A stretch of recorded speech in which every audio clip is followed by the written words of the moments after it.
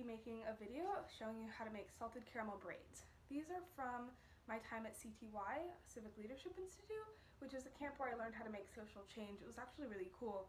I recommend looking into those kind of things if you're interested. In any case, every single morning I would wake up, I lived in a dorm, and I would wake up and I'd go to this breakfast place where they had these salted caramel braids, and they were so good, and I had to recreate them. So this is how I do that, and I'm using two recipes. One was just a puff pastry that I pre-bought, and one for a salted caramel glaze, and I'm going to try to bake them. I'm using my own recipe because I couldn't find a recipe similar to what it seemed like I had at camp. I hope you enjoy. Okay, so step one is to take your puff pastry and leave it out for half an hour. This has been left out for about 20 minutes, so I'm just going to leave it out for 10 more minutes. See you then. So the next step is to cut your strips, as I said, and then arrange them in groups of 3. You can pinch the top together to make it a little bit easier, or you can wait for them to cool down. Just pinch the tops and then as preparation for the braiding process, but you'll only braid them once your salted caramel is ready because you need to drizzle your salted caramel first. The next step is to just preheat your oven to 400 degrees Fahrenheit. Take your butter, cut it up into around 6 or 7 chunks, and then leave it out for around 10 minutes until it gets to room temperature. Okay, so measure out 1 even cup of sugar, and you're also going to need half a cup of heavy cream. You're going to need to turn your heat onto medium, and then add in your sugar, and then stir until it gets into a thick syrup. So as you can see, the sugar is starting to form clumps. This is perfectly normal, just keep stirring. Careful not to burn the sugar, otherwise it might stick to the bottom of the pan and it won't taste as good. Turning more and more syrupy. You might be tempted to add your butter in now, but just wait, it's not quite smooth yet. Okay, so now is the point where you're wanting to add in your butter. As you can see, it's almost completely smooth. Just a couple lumps in there that are working their way out pretty fast. And it's a thick amber colored glaze. So now you just add your butter in. And mix it. I'm going to turn down the heat a little bit.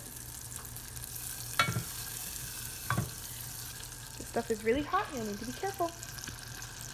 Okay, so now it's just about combined, and I'm going to add my cream, and that's also going to sizzle a little bit.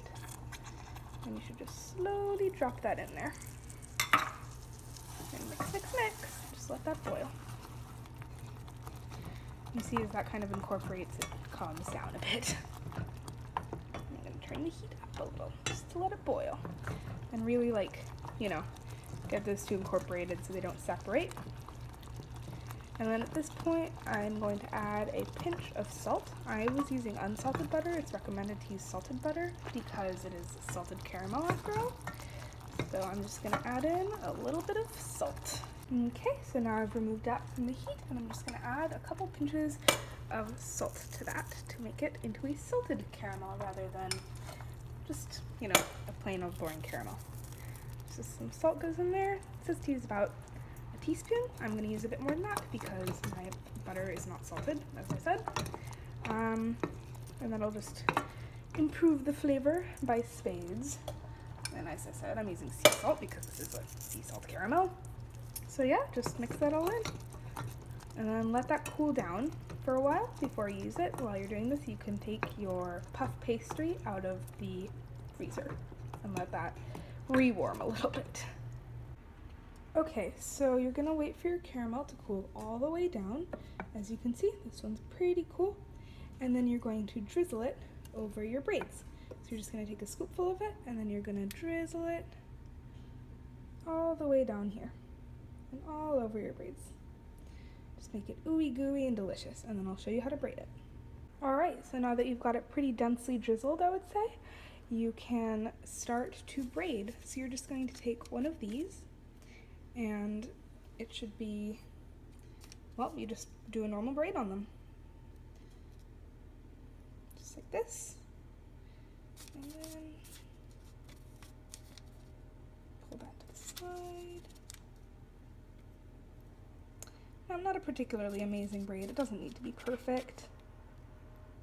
It just has to be delicious, which it will be.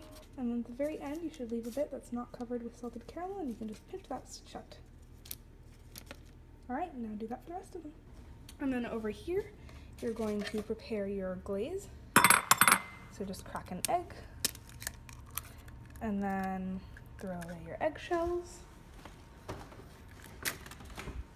and whisk your egg up as a glaze. Okay, and now that they're all braided, they should look something like this. Mine are a bit messier. As you can see, they've gotten pretty neat, but it was a progressive learning of how to deal with the salted caramel, made it a bit harder. You're going to take your egg glaze, and you're just going to glaze the top of them a little bit. This isn't mandatory, but I think it just helps them have a little bit more shine. And then on top, you'll put a bit of granulated sugar, and then you can stick that in the oven for 15 minutes. And you might be noticing by now that you have a ton of extra salted caramel on the side, just, you know, sitting in your pot. And that's true. You can sprinkle that on top afterwards, or you can eat that. It makes perfect drizzle for ice cream, or just as a dessert. You can even just eat it by yourself, which I think sounds delicious. And it can be saved in the fridge for weeks. All right, so now I've just taken them out of the oven. It's been about 13 minutes or so. They started to burn a little bit, so I took them out a little bit early. And now I'm just going to be adding a little bit of this delicious caramel drizzle on top as well. And yeah, they're pretty much ready for eating. You could even eat them like this. Obviously, they're full of ooey gooey deliciousness, but I'm just going to assist a little bit more and just drizzle it like that in a nice pattern. And our little friend on the side here is, you know, a little big looking, a little weird looking, but that's all right. We still love him, right?